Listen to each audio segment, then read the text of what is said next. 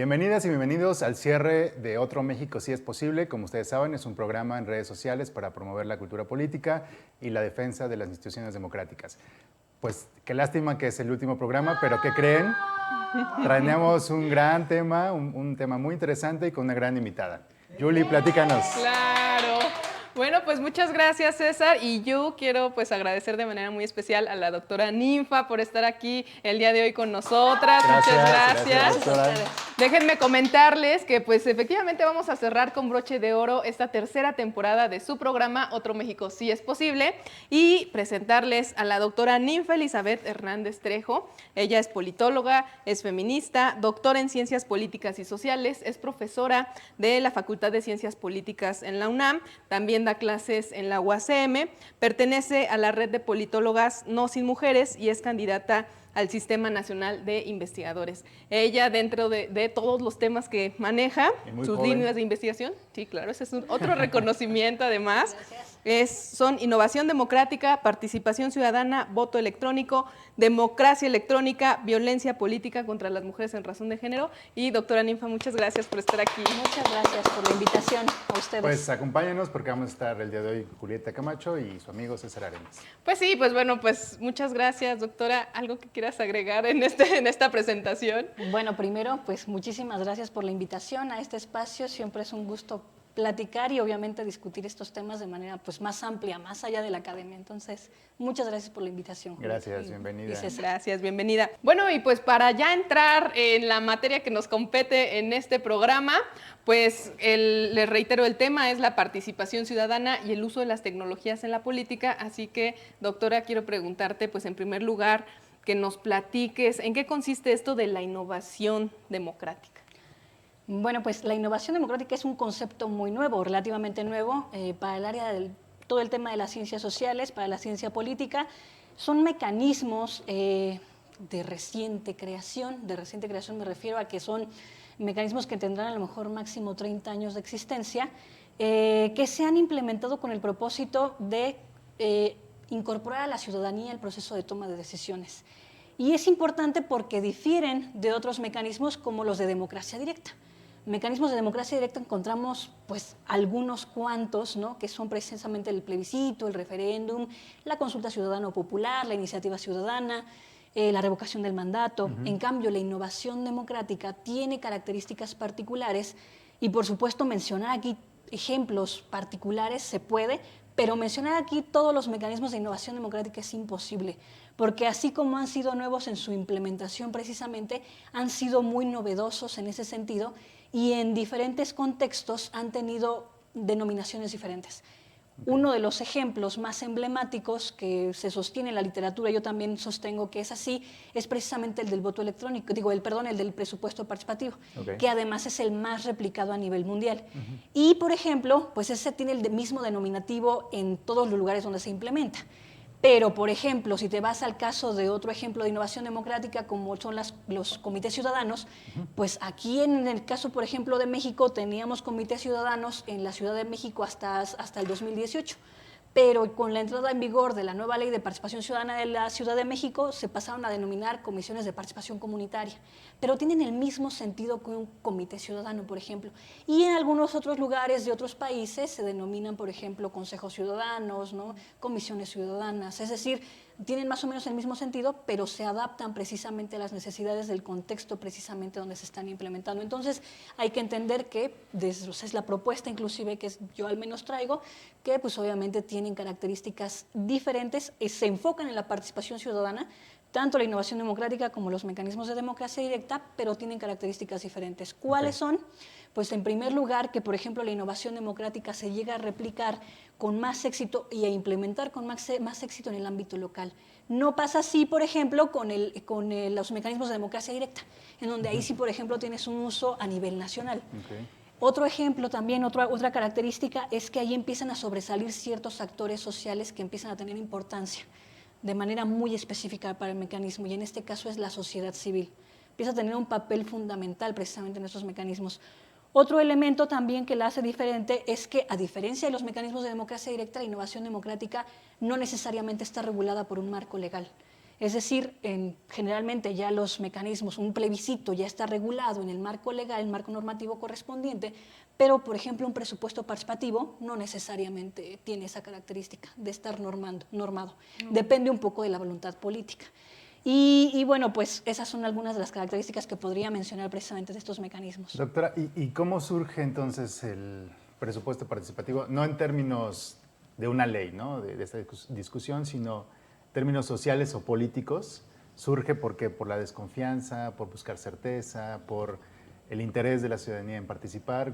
¿Cómo surge en general esta innovación? Bueno, en esta innovación, particularmente la innovación democrática en general, sí, surge por un tema de crisis de representación política. Estamos en una democracia en donde como ciudadanía elegimos a nuestros representantes, a nuestras representantes, y desafortunadamente esta situación de la crisis de la democracia, pues no es tampoco de la democracia representativa, no es algo de ahorita, es algo de muchos años atrás, pero la idea de incentivar precisamente más participación de parte de la ciudadanía tiene ese objetivo, ¿no? Que pues nos involucremos como ciudadanas y ciudadanos para decidir sobre algunas cuestiones. En el caso del presupuesto participativo se decide sobre una parte del gasto público. Surge de una crisis de representación y en algunos casos, de hecho, se nos ha señalado que la innovación democrática a veces tiene que ver con una cuestión de moda. Por ejemplo, la innovación democrática, particularmente el presupuesto participativo, nace en Porto Alegre, es capital del estado de Río Grande del Sur, allá en Brasil, y allá surge, por ejemplo, de gobiernos de izquierda, particularmente ahí de la llegada del Partido de los Trabajadores a ese estado, a esa justamente capital del estado de Río Grande del Sur, con el propósito, ahí sí, de disminuir las desigualdades en las ciudades, por ejemplo, en este caso de Porto Alegre. Vemos cómo a veces los centros urbanos, pues concentran precisamente todos los servicios, etcétera, pero las periferias se van rezagando en cuanto a servicios básicos, o sea, alumbrado, pavimentación, drenaje. Allá surge con ese objetivo. Y por supuesto también con la idea de incentivar una mayor participación de la gente. Y aquí que no decidan otros por ellos, exactamente. ¿No? Aquí, por ejemplo, eso es importantísimo, de que no decidan otros por nosotros. Justamente el tema de que la innovación democrática tiene la característica de ser más utilizada en el ámbito local, tiene precisamente esa situación. ¿Por qué en el ámbito local? Porque es efectivamente en ese ámbito donde nos sentimos nosotras, por ejemplo, pues más empáticas con lo que está pasando ahí. Es decir, si nuestra calle no estaba pavimentada, pues nos va a afectar obviamente a nosotras de manera inmediata.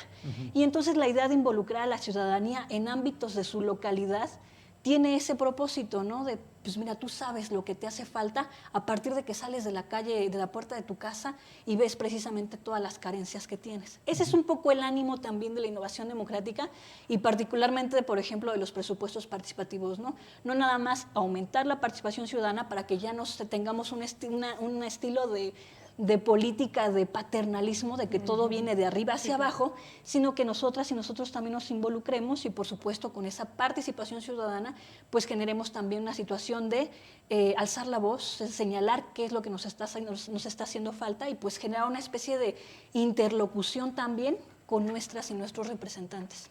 Podríamos de esta manera, aquí estos programas son para difundir la cultura política democrática, pero también para que aprendamos todas y todas. Podríamos definir entonces en este sentido que la innovación democrática son aquellos mecanismos que fomentan la participación ciudadana en la toma de decisiones o en la vida pública y de manera específica pues en un tema local. Y en este sentido, ¿qué obstáculos enfrenta ahora la innovación democrática? Hay obstáculos, pues el principal es que como son mecanismos de participación ciudadana, desafortunadamente la participación llega a ser poca. Esto hay que tenerlo bien presente, porque no es lo mismo participar políticamente, porque una cosa es la participación política y otra cosa es la participación ciudadana. La participación política es la que ejercemos, por ejemplo, al momento de ir a votar, pero no solamente esa, la participación política la ejercemos, por ejemplo, participando en un movimiento social, participando en un partido político. Esa es participación política. La participación ciudadana busca precisamente reducir esas brechas existentes entre el aparato gubernamental, por ejemplo, o la administración precisamente con la ciudadanía. ¿Cuál es el principal déficit? Que, pues si de por sí vemos que hay una gran abstención, por ejemplo, en el caso de México, exactamente, en el ámbito electoral, pues imagínense ahora en la participación ciudadana. Uno de los grandes ejemplos, pues justo acabamos de tener un proceso de revocación de mandato, acabamos de tener unas consultas populares allí y el asunto es que la participación es chiquitita. Sí. Y ese es el gran obstáculo. ¿Por qué? ¿A qué se debe esto? Pues obviamente a muchas razones, muchas cuestiones que tienen que ver, entre otras cosas, con que hay gente a la que simplemente no le interesa formar parte del espacio público. Eso es un hecho. Y tampoco vas a hacer que se modifique esa parte. El asunto es que justo cultural, ¿no? exacto, un tema cultural también, probablemente.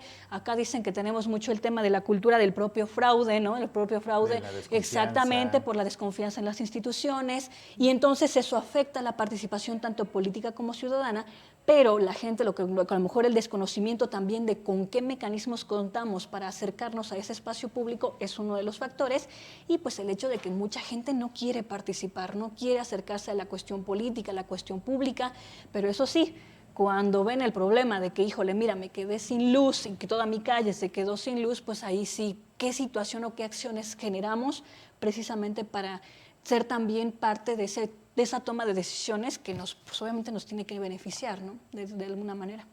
Doctora, en el caso, por ejemplo, de la Ciudad de México que mencionaba, ¿no? Teníamos una ley que data del 2010 aproximadamente, pero que ya esta ley tenía un antecedente previo, y durante 10, 12 años se diseñó una ley para que el presupuesto sirviera como un incentivo, ¿no? Que cada colonia tuviera su comité, que cada colonia después se organizara a nivel alcaldía ahora, pero la idea era generar mecanismos y asignar un presupuesto para que se promoviera la participación. ¿Cuáles considera que fueron, después de 10 años, los resultados pues, de una ley, de esfuerzos políticos, de esfuerzos tal vez presupuestales, y que al final, pues en la evaluación, tendrá a lo mejor alguna evaluación, ¿qué podemos decir de la participación? ¿Que no sirvió, que sí sirve, que en la propuesta ideal está bien, pero en los hechos se contamina tal vez por lo político, electoral?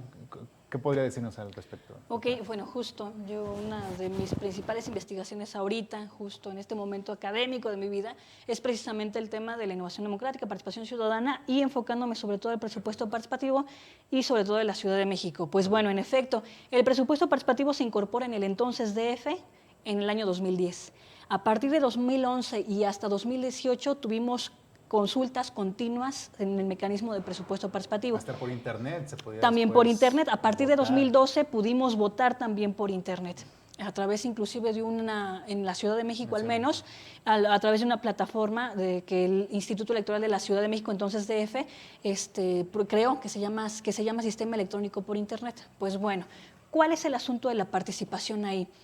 La investigación que acabo de hacer, que por cierto está en un libro que se llama Análisis del Presupuesto Participativo, desde la innovación democrática y la participación ciudadana, tiene Perdón, ese lo pueden descargar de la página del Instituto Electoral de la Ciudad de México, Ese ¿cierto? se puede descargar desde el repositorio Entonces, digital. pueden descargarlo ahí. En efecto, del Instituto Electoral de la Ciudad de México, y también desde el repositorio digital de la Facultad de Ciencias Políticas y Sociales de la UNAM. Fue una edición conjunta entre ambas instituciones. Y bueno, el asunto es que el tema de la investigación es que, si bien es cierto que la participación había oscilado hasta 2018 en un 3% aproximadamente, tenía mucho que ver justo lo que estabas comentando, César, sobre cómo se involucraban o cómo se involucran, porque ojo, de 2011 a 2018 se llevaron las experiencias continuas con un diseño institucional del presupuesto participativo de origen.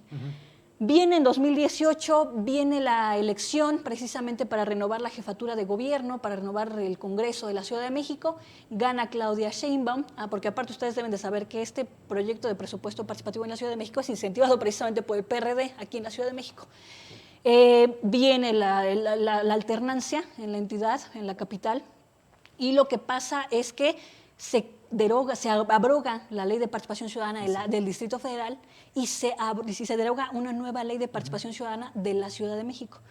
Entre otras cosas, menciona muchos más mecanismos de participación, pero además genera un rediseño al presupuesto participativo. No lo quitan, eso es algo bueno. No quitan el presupuesto participativo, sino que le dan otras reglas, otro dinamismo. Pues bueno, justo lo que yo iba es que, si bien de 2011 a 2018 la participación más o menos oscilaba en un 3%, las consultas que se han celebrado en 2020, 2022, porque ahora el presupuesto participativo ya no se puede hacer en años electorales de la capital, ya subió a 5%. A ver, ¿cuál fue mi observación de este tema? que si bien es cierto que hay elementos, también parte del diseño institucional y del contexto que influyen para que tengamos esa participación así de chiquita, esa participación desde mi investigación, queda subsumida por redes clientelares preexistentes. ¿Cuáles son? ¿Qué es lo que tú estabas comentando? Pues el asunto del involucramiento de la figura de participación vecinal, que eran los comités ciudadanos, exacto, no necesariamente tanto los consejos de los pueblos, pero sí los comités ciudadanos, con el presupuesto participativo.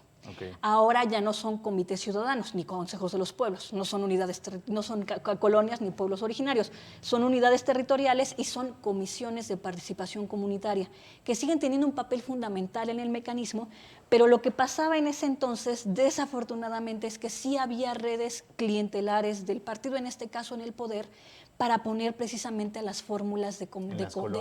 Exactamente, afines. De comités exactamente, afines. ¿Y cuál era la desventaja de este tema? Pues desafortunadamente eso, ¿no? Que pues cuando se daba la elección, la renovación de esas figuras vecinales, aumentaba la participación también en presupuesto participativo. ¿Pero por qué? Pues porque el partido le invertía para regalar cosas con el incentivo de que la gente votara por sus plantillas afines y que eso a la vez, exactamente como la elección de las figuras de representación y la consulta iban en conjunto, eran concurrentes, pues aumentaba la participación del presupuesto participativo, tanto que a 2013 a 2016 la participación en el mecanismo sube a más de 10%. ¡Wow!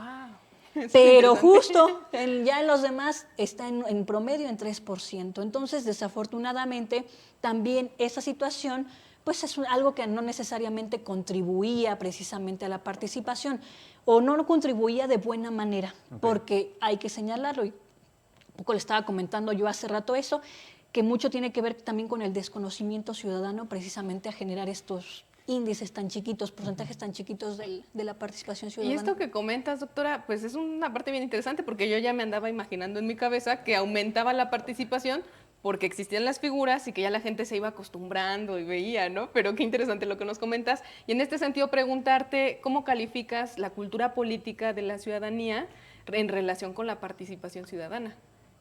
Pues la ciudadanía en general, como te digo, o sea, sí es muy complicado lograr, y no nada más en México. En general, la participación ciudadana siempre tiene menor incentivo, sobre todo cómo están diseñados esos mecanismos para generar participación. La ciudadanía va a participar cuando eso por lo que participa realmente está viéndolo reflejado en el proceso de toma de decisiones. Si tú abres un presupuesto participativo y de repente propones un proyecto y de repente ese proyecto sale ganador y de repente lo que estás viendo es que fue ineficiente la implementación y ya no se implementó o ya no se ejerció el presupuesto para ese proyecto, a pesar de que pues, obviamente tienes que exigir rendición de cuentas en este punto de, oye, ¿qué pasó entonces con el dinero? Pues el asunto es que desincentivas la participación. Eso en cualquier lado y para cualquier mecanismo. Por eso, para el estudio que yo les estoy comentando que hice, el diseño institucional se vuelve fundamental para medir el éxito o no éxito. Pero ya yéndonos al tema inclusive de la propia cultura ciudadana, pues otra vez el tema es el cómo, al menos en el caso mexicano, hemos devenido precisamente de una participación política que se ha visto acotada también por cuestiones de fraudes, cuestiones a lo mejor de falta de credibilidad de las instituciones y que desafortunadamente han orillado que haya un desapego, ¿no? Haya una cuestión de despolitización, por así decirlo. Y bueno, eso se ve más reflejado todavía en la participación ciudadana, pero es en general, ¿eh? Hay estudios como los de Benjamin Goldfrank, como la propia Janina Welp, que señalan, que son expertos en este tema, que señalan, ¿no?, que, por ejemplo, los presupuestos participativos donde están implementados en América Latina no llegan al 10% tampoco. Entonces, por ejemplo, cuando yo les dije hace rato, aquí en México, 3%. En la Ciudad de México, cuando yo les dije que aquí en México en la Ciudad de México habíamos llegado al 10% exactamente en 2013, 2016, wow, dicen, algo está pasando ahí, ¿no? Sí, claro. Exactamente, o sea, así como que dices, wow, se fue muy alta la participación. Porque en efecto, pues siempre es más pequeña la participación, sobre todo cuando pues obviamente no hay tampoco, a lo mejor no ve la gente tantos incentivos para participar, no se siente tan involucrada con el espacio público, no ve que sean cosas a lo mejor que les afectan, hay un desconocimiento, pero tiene que ver con muchísimos factores, más incluso allá de la propia cultura de la ciudadanía, la propia cultura cívica, inclusive más allá. cuando se trata de participación ciudadana, desafortunadamente sí retomamos muchos más temas, ¿no? Más factores Así es. que intervienen. Sí, así es. Pues bueno, creo que nos deja un panorama bastante crítico. Creo que el tema de la participación siempre lo vemos por el lado del diseño, es decir, creo que incentiva a que haya más personas decidiendo, discutiendo, diagnosticando, pero también genera, por otro lado, control de estructuras partidistas burocráticas a impedir que esta participación se dé de manera libre, ¿no? Sí. Creo que es revisarlo y el analizarlo desde un partido que lo ha propuesto en sus orígenes es un reto justo para que esta cultura no eche a perder los diseños institucionales, ¿no? Sí. No sé, creo que ya estamos sobre el tiempo. Sí, ya estamos sobre el tiempo. Entonces, pues agradecer este primer bloque con la doctora y vamos a continuar en el siguiente. Y regresen. Recuerda que puedes encontrar todo el contenido de Revolución Democrática 2.0 en su canal de YouTube. No te pierdas ninguna transmisión. También encontrarás contenido de temporadas anteriores, con invitados de lujo y temas coyunturales. No te puedes perder todo el contenido que Revolución Democrática 2.0 tiene para ti. Suscríbete y dale clic a la campanita. Bueno, y pues ya estamos de regreso, estamos platicando con la doctora Nin Fernández acerca de la participación ciudadana y el uso de la tecnología en la política. Así que pues hay mucho que hablar, pero yo quiero preguntarte, doctora, ¿qué otros ejemplos, qué otras ideas existen de innovación democrática que nos puedas comentar? Bueno, además de los que ya mencioné, que fueron los presupuestos participativos, los, por ejemplo, comités ciudadanos, otros ejemplos serían los foros legislativos, el parlamento abierto, que son otros esquemas, pero que, ojo, allí sí lo que tiene que suceder, lo que sí o sí tiene que suceder es que se involucre la ciudadanía en la toma de decisiones. Y bueno, podríamos citar mucho, por ejemplo, en Brasil se tienen muchos ejemplos de innovación democrática, las conferencias nacionales de políticas públicas, en donde hacen una convocatoria así amplísima para que la gente diga cuáles son las propuestas de política pública que se pretenden. Inclusive en esas conferencias también ya se tiene la posibilidad de hacer la participación en línea, es decir, tú te conectas a una plataforma y quienes no puedan ir, por ejemplo, a la asamblea directamente, lo pueden hacer también a través de una plataforma virtual, lo cual es buenísimo porque recoge precisamente las propuestas ciudadanas de quien está a través del modo virtual. Lo mismo, por ejemplo, los foros legislativos, que tenemos muchísimos ejemplos en América Latina, desde Chile, Argentina, Perú, etcétera. Y que, por ejemplo, acá en México también se está empezando como a generar todo el tema de parlamento abierto, en donde también buscan que a través de diferentes plataformas podamos tener precisamente la posibilidad de participar. Brincan, ¿eh? Exacto, Sí, es lo que iba a comentar, exactamente. como que justo luego la gente piensa como que es simulación, ¿no? Desafortunadamente así es. En la ciudad, bueno, en México en general, pues tenemos algunas entidades en donde ya se contemplan tanto en las constituciones como en las leyes orgánicas de los congresos estatales precisamente la posibilidad de parlamento abierto, por ejemplo. Pero ojo, porque aquí, por ejemplo, voy a citar a un experto, al doctor Kenvir Puente, quien señala, ¿no? Ojo, quien ya estuvo acá con nosotros. Que ya estuvo aquí también, sí me comentó. Entonces, él me decía, ojo, porque en realidad lo que tenemos en México, pues no necesariamente es parlamento abierto. ¿Qué implica el parlamento abierto? Que sí o sí metas a la ciudadanía al proceso de toma de decisión, es decir, que tú como ciudadana o yo proponga directamente algo a lo que se está sesionando en el Congreso. No pasa así, o sea, piensan que con hacer el canal exactamente y con que la ciudadanía vea ahora sí que la discusión del Congreso, pues ya, no, el Parlamento abierto o el foro precisamente tendría no nada más que remitirnos a la idea de escucharnos, que nos escuchen a nosotros como ciudadanos, sino que también tomen en cuenta nuestras palabras precisamente para la atención justamente de alguna ley, la modificación, la creación o la derogación, etcétera, ¿no? O sea, eso sería lo fundamental. Pero el asunto es que también en estos esquemas vemos el uso de la tecnología, justo para entrar ya con este tema, si tú gustas, si ustedes gustan, sí, por favor. precisamente de la tecnología aplicada precisamente a la política. Pues creo que nos abres también un panorama ahí pues importante, porque quisiéramos que nos platicaras de la tecnología y cómo empoderamos a la ciudadanía. Digo, este programa justamente desde las redes sociales busca eso. empoderar desde la cultura política, desde opiniones expertas como la tuya, doctora, pero lo que vemos con la tecnología es que ahora podemos hacer pues una encuesta en Twitter, ¿no? Podemos hacer a través de change.org propuestas ciudadanas, encontramos pues un montón de cosas que para algunos incluso ya es infodemia, ¿no?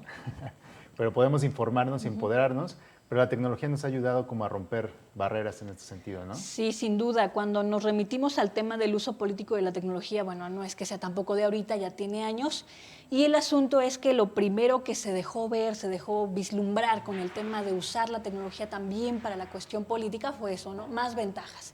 ¿Cuáles ventajas? Ya un poco lo decías, generar más espacios a través de los cuales podamos participar, y la principal que se estuvo señalando hace ya bastantes años atrás es el tema del propio acceso a la información, claro, la propia transparencia, la propia rendición de cuentas a través también de estos esquemas. Es decir, que yo pueda enterarme a través de ciertos portales de qué van ciertos programas, políticas, etcétera, ¿no? Lo que viene después es lo que tú señalas, César, en el tema de la propia infodemia, las fake news, o sea, situaciones en donde la desinformación, en donde desafortunadamente encontramos la otra cara de la moneda. No deja de ser importante, sin embargo, y trascendental el hecho, y sobre todo lo vemos ahorita lo vimos ahorita con la pandemia, que pues todavía no termina, ¿no? Que todavía nadie ha dicho, oye, ya se terminó la pandemia de COVID-19, pero que sí o sí nos llevó a un uso mayor de las tecnologías para todo. Claro. Para educarnos, para comunicarnos, para relacionarnos entre sí, etcétera, para todo. O sea, ya ni siquiera acudíamos directamente a las instancias laborales, educativas, porque no podíamos. Y en ese sentido vemos las ventajas de la tecnología para mantenernos conectados, para mantenernos conectadas, trabajando, educándonos, y con el propósito precisamente de que no se detenga. Las tecnologías tienen muchas bondades y muchas ventajas. Sí, otra vez, la principal sería precisamente el acceso a la tecnología, el acceso a la información. Obviamente aquí viene la otra cara de la moneda también, como les comentaba, la propia brecha digital. Si bien es cierto que cada vez usamos más tecnologías, cada vez más personas tenemos más acceso, por ejemplo, a un smartphone, en donde pues ya el smartphone ya es una computadora, mini computadora, ahí donde puedes tener almacenada toda tu información, pues el asunto es cómo la usamos y cómo la usamos en provecho también de pues el acceso a información pública, la rendición de cuentas, el hecho de participar. No es lo mismo participar, por ejemplo, en esto que decías, una encuesta de Twitter, que a lo mejor pueda tener fines políticos, a hacerlo en otras instancias o plataformas ya directamente creadas, directamente desde la innovación democrática, por ejemplo, estos foros legislativos que te decía, que ya son plataformas muy específicas para participar. Y eso es parte de lo que deviene precisamente de la propia brecha digital. La brecha digital no nada más tiene que ver con el acceso que yo tenga a la tecnología. No nada más significa, ¿tienes computadora? Sí. ¿Tienes teléfono celular? Sí. Eso tienes conexión a Internet, exactamente. ¿Tienes conexión a Internet? ¿Qué conexión a Internet tienes? También. ¿Es suficiente para tener, por ejemplo, una videollamada, etcétera? Y sobre todo, ¿para qué la usas? Eso es importantísimo. Pero ya tienes por lo menos ahí la posibilidad del acceso a, y de que vas a tener información, vas a tener información, porque las redes sociales también nos permiten eso. Tú de repente a lo mejor te llama la atención una noticia, ¿no? Coyuntural, política, y le abres y tu algoritmo precisamente de la tecnología te va a remitir inmediatamente a más noticias sobre ese tema y sobre otros. Entonces, esa es una maravilla que afortunadamente pues tenemos ahorita prácticamente en todo el mundo, con la posibilidad de la tecnología utilizarla también en ese sentido, pues resulta una maravilla simplemente. Bueno, rápidamente, en este sentido, se ha acuñado un nuevo término que se llama tecnología cívica, donde se busca, según, conjugar la participación ciudadana con la tecnología. ¿Qué nos puedes comentar al respecto? Vuelvo a la misma situación, pues tiene el sentido de vamos a generar la posibilidad de que esta plataforma, esta tecnología te sirva precisamente para acercarte, pues no solamente a que tu participación ciudadana se vea reflejado en ciertos temas, sino obviamente ir un paso más allá y que también aproveches esa tecnología para el proceso de toma de decisiones. Acá yo, por ejemplo, te diría, hay tecnología que sirve obviamente para que su aprovechamiento sea posible, oportuno, por ejemplo, para la participación ciudadana. Uno de esos ejemplos es precisamente el voto electrónico, del que también vamos a comentar seguramente. Buenísimo. Que ahora ya va. Exacto. César tiene una pregunta de eso. Exactamente. No. Exacto, pero el tema con el voto electrónico es que pero es una tecnología, que ahorita vamos a hablar un poquito más si quieren al respecto, pero que sí o sí invita al proceso de toma de decisión. O sea, sí o sí tú vas a elegir, porque es precisamente el tema de emitir una votación, ahorita lo platicamos con mayor profundidad si quieres, pero vas a elegir sí o sí por algo, ya sea en participación política o participación ciudadana, ¿no? Bueno, entonces podríamos decir que hoy aprendimos otro concepto, Además, tecnología cívica, ¿cierto? Además, tecnología cívica. Muy bien. Sí, justo, yo lo que quería comentar justamente es esto de cómo nos estamos empoderando y cómo usamos en nuestro trabajo, digamos, acá en el tema político, las herramientas, ¿no? Por ejemplo, el WhatsApp, ahora ya hay grupos para estar informando, mandando información, que aumenta la participación, aunque bueno, Julie luego a las 2 de la mañana nos manda información. Sí. Así es. Pero en términos muy concretos, el voto electrónico, ¿no? Porque, digamos, esto tiene un resultado sobre, pues, elección de gobernantes, y el voto electrónico sigue siendo todavía, a pesar de que la tecnología ya forma parte de nuestro día con día, Claro. sigue siendo como un tema en el que no todos están confiados, y tal vez sea porque nuestra historia política ha sido de la desconfianza, ¿no? Sí, así es. De que el fraude, etcétera. Entonces, este tema del voto electrónico que debería estar ya nos contará, o si nos puede contar de experiencias en otras partes, ¿cómo lo ve? También, o sea, el voto electrónico también no es un tema reciente, ya tiene un poquito más de tiempo, y de hecho, en efecto, pues lo primero que tendríamos que decir del voto electrónico es que es una herramienta.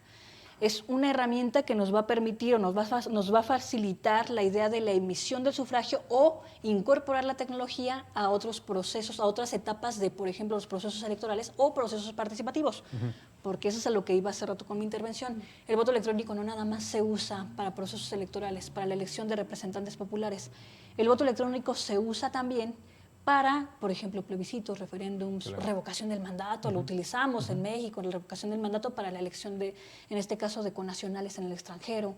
Entonces, es una herramienta que puede ser definida en una cuestión mínima, la emisión y el conteo de los votos, o puede ser utilizada esta tecnología en otras etapas de los procesos electorales y participativos. Bueno, en ese sentido encontramos dos grandes modalidades que tienen que ver sobre todo, o que nos remiten sobre todo a la idea o la modalidad, a la definición mínima de voto electrónico o de reducida, es decir, la emisión y el conteo de los sufragios.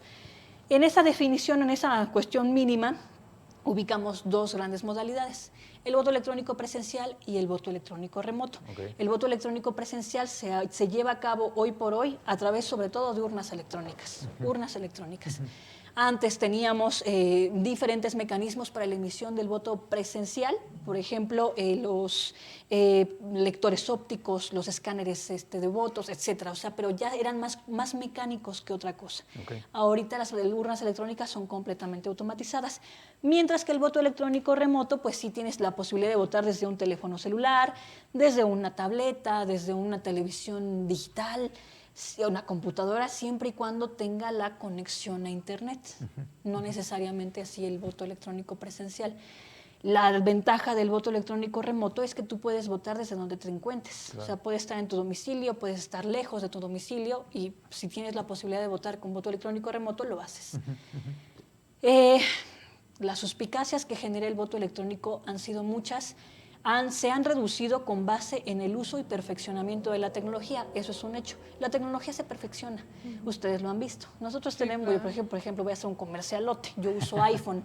Okay. Y el iPhone cada año prácticamente saca una nueva versión. Ojalá ojalá. Ojalá. Y el asunto es, con el iPhone, es que cada vez trae más cosas. Sí. Cada vez se vuelve más perfectible. La tecnología tiene esa característica. Así pasa con las urnas electrónicas. Cada vez son más perfectibles, sí. Cada vez son, y obviamente las plataformas para votar, cada vez son más perfectibles y se perfeccionan con base en los errores que se cometieron en el pasado, exactamente, y pues obviamente en cuáles son los aditamentos que se incorporan. Tú me platicabas en otros lugares del mundo, pues por ejemplo en democracias muy consolidadas como Argentina, como Alemania, como Holanda, se ha prohibido el uso de voto electrónico. Pero ojo, aquí hay que ver por qué se ha prohibido. En Argentina resulta que se prohibió porque no se pudo auditar una máquina de voto, la urna electrónica que se utilizó. Un elector dijo, yo quiero, y ahí sí era un ciudadano elector, hombre, dijo, yo quiero ver cómo está siendo procesado mi voto a través de este mecanismo para ver cómo está siendo depositado en la urna y cómo se va después a lo mejor generar el conteo. Es decir, yo quiero tener certeza de que esta cosa de verdad está recabando mi voto. Bueno, pues resulta que a pesar de que tú tienes funcionariado que está capacitado precisamente para el uso de la tecnología, pues la persona que estaba ahí como funcionaria de casilla, pues no sabía cómo se generaba precisamente ese proceso. No le pudo decir. ¿Cuál fue el resultado? Que ese ciudadano impugnó y precisamente metió recurso porque no estaba de acuerdo con el uso de la tecnología. Violaba la certeza, ¿no? Exacto, para él sí. Y lo que pasó es que el Tribunal Electoral justamente de ese momento, el Tribunal Constitucional dijo, pues va para atrás.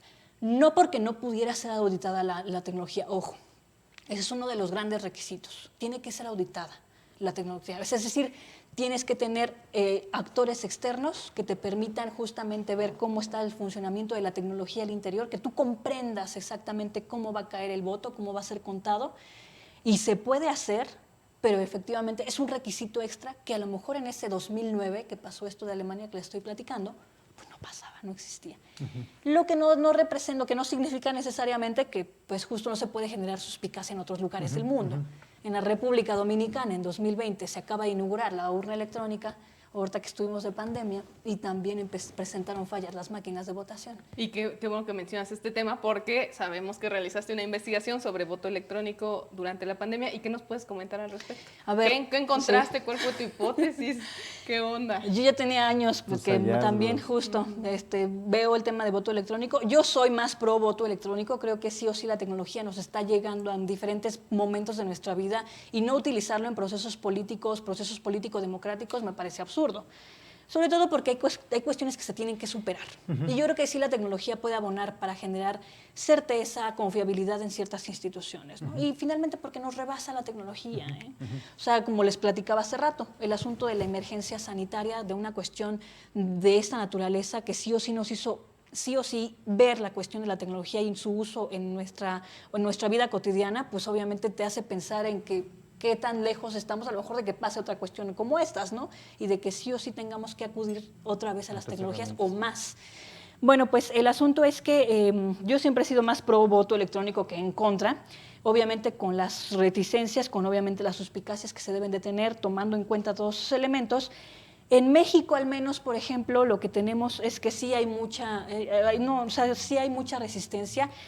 Hay estudios, no lo digo yo, hay estudios, por ejemplo, María Inés Tula tiene un libro que se llama Entre votos y máquinas, es de 2005, y desde ese entonces y antes hay estudios que señalan que los principales actores reticentes a la incorporación del voto electrónico son los partidos políticos. Okay. Pero no cualquier partido político, resulta que los partidos políticos que están en el poder son los más reticentes a la incorporación del voto electrónico. Y por incorporación no nada más me refiero al uso de pruebas piloto o ejercicios vinculantes, etc. No, a la incorporación ya en el ámbito legal inclusive. Bueno, tomando eso en consideración y con el tema de la pandemia, vemos que no necesariamente voto electrónico nada más. Hubo un mayor uso de la tecnología, la gente empezó a utilizar más computadoras, más internet, pues obviamente utilizamos más las redes sociales para diferentes elementos, para diferentes plataformas para conectarnos, y eso también incentivó que la autoridad electoral federal, el INE, motivara más experiencias de voto electrónico. Y desde 2020 tenemos el uso, por ejemplo, en la prueba piloto, en las pruebas que se llevaron en Coahuila e Hidalgo. Coahuila e Hidalgo que hicieron elecciones en ese año. Y ahora en Estado de México. Exactamente, y se aplicaron urnas electrónicas. Urnas electrónicas de Coahuila, del INE, de San Luis Potosí. ¿No? En una parte, en algunos distritos. Fue chiquitita la prueba, pero fue una buena prueba. Okay. En 2021 se volvió a aplicar voto electrónico, pero a través del voto electrónico por Internet. A través de algo que se llama CBEI, que es el sistema de voto por Internet, que es una plataforma que diseñó el INE, a través de la cual se puede votar también electrónicamente. Y esta se implementó, la primera vez que se implementó en 2021, para recoger el voto de las y los mexicanos residentes en el extranjero, en 2021. Okay. Posteriormente, en 2021 también se utilizaron 100 urnas electrónicas, precisamente para las elecciones de ese momento. En 2022 se volvió a utilizar el CIVEI, se volvieron a utilizar máquinas de votación, siguió funcionando bien. De hecho, el resultado fue que una vez que se incorpora más el voto por internet, precisamente, la gente deja de votar, con nacionales en el extranjero dejan de votar por voto postal, porque ustedes deben de saber que desde 2016 tenemos aprobada la posibilidad en algunas entidades y a nivel federal de que la ciudadanía residente en el extranjero vote para ciertos cargos. Pues bueno, se tenía la posibilidad de votar vía postal. Y ahorita lo que vimos con la pandemia es que la gente prefiere votar más por voto electrónico o a través del internet que justo por voto postal. Entonces, parte del resultado, ¿no? Pero el asunto es que también, no nada más me quedo hasta ahí, se utilizó precisamente en la revocación del mandato.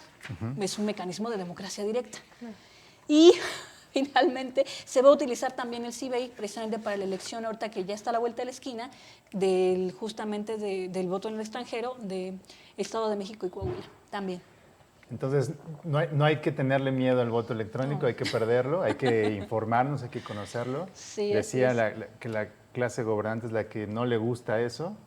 Dicen seguramente que luego les piden la foto de donde firma, entonces le van a tomar la foto a la máquina, no lo sé. Pero bueno, creo que esperaremos a ver sus comentarios para los resultados después del Estado de México y de Coahuila. Seguramente... ¿O qué espera? ¿Qué espera de este proceso ya para ir concluyendo? Bueno, es que además para estos procesos locales que van a haber, justo lo que vamos a ver es que además se va a acompañar de una nueva, o sea, va a estar el voto postal, porque, ojo, aquí ya podríamos hablar también un poco más de la reforma electoral, que también toca el tema del voto electrónico. El plan B, por ejemplo, lo que señala es... está detenido el plan B en la Suprema Corte, pero el plan B lo que propone es vamos a eliminar el voto postal y vamos a dejar exclusivamente el voto por internet, y se están señalando la posibilidad de que la gente vote no por credencial de elector, que luego es un relajo para a lo mejor tramitarla para nuestros connacionales, sino, por ejemplo, permitir que se vote a través del pasaporte, a través de la cédula de identidad. Eso también puede generar muchísimo más debate, pero remitiéndonos al tema de la tecnología particularmente, pues lo que vamos a ver es que pues sí, se va a seguir utilizando. No sé en qué medida va a crecer o va a seguir acrecentándose el tema, pero además se va a tener la posibilidad de que la ciudadanía residente en el extranjero va a poder participar presencialmente, o sea, ir a votar presencialmente a través de casillas que se van a ubicar en los consulados, ¿no? Entonces también vamos a ver cómo se empata esto con los demás resultados del voto postal y del voto por internet, porque además justo esta reforma del plan B pues no va a aplicar para estas elecciones, por lo mismo de que pues ya obviamente los procesos electorales ya habían empezado en ambas entidades, pues el plan B no digamos que no interfiere con los planes que ya se tenían de la organización del proceso electoral. Muy bien, doctora, pues se nos acabó el tiempo, lamentablemente, y pues yo quiero hacerles una invitación para que mañana, 9 de mayo, a las 3 de la tarde puedan ir a FES Acatlán porque vas a presentar tu libro. El libro del que estábamos platicando hace rato. Los va a firmar a todos, a los primeros 10. El libro es electrónico ahorita, es una publicación exclusivamente, hablando del tema electrónico y la tecnología, todo lo consultamos electrónicamente ya, entonces pues es electrónico ahorita, pero pues sí la presentación va a estar ahí. Firma electrónica, mi reconocimiento y mi agradecimiento, ¿no? A quien vaya. Entonces los invitamos a que mañana puedan ir a FES Acatlán, a las 3 de la tarde va a ser la presentación del libro. Y pues algo que quieras agregar, que se nos haya quedado en el tintero, una reflexión pues son final. Muchísimas cosas. ¿Se va a ver en redes sociales la presentación? Esperemos que sí, si no ya hubo también sí. presentaciones en el Instituto Electoral de la Ciudad de México, también la transmisión está en línea y en la buenísimo. Facultad de Ciencias Políticas y Sociales, también en las redes de la facultad están en línea y en las redes del instituto, sobre todo en Twitter, se puede ver esta transmisión. Muy bien, ahí la vamos pues a ver. nada, obviamente seguir participando porque acuérdense que los instrumentos, ya con esto yo cierro, los instrumentos de participación ciudadana sirven, funcionan siempre y cuando nosotras y nosotros como ciudadanía los hagamos funcionar. De nosotras y nosotros va a depender que estos instrumentos no nada más se queden ahí, que existan, sino que se implementen y se implementen bien. Así que hay que participar. Claro, así que participa y comparte este programa y también ve todos los programas que tenemos, porque la neta es que tenemos ponentes de calidad como la doctora el día de hoy. Gracias. Y Muy pues buen César. Sí, pues muchas gracias a todas y todos por esta temporada. Véanlo para que el algoritmo también lo siga llevando a los demás programas, así que las invitamos a todas y a todos a seguirnos. Muchas gracias, les esperamos en la siguiente temporada. Muchas gracias, doctora, por estar aquí. Muchas gracias, César. Muchas gracias a todo el equipo de producción y sobre todo, pues muchas gracias a ti que ves estos programas, que sigues estas transmisiones y recuerda que nos vemos en la siguiente temporada. Cuídate mucho y participa.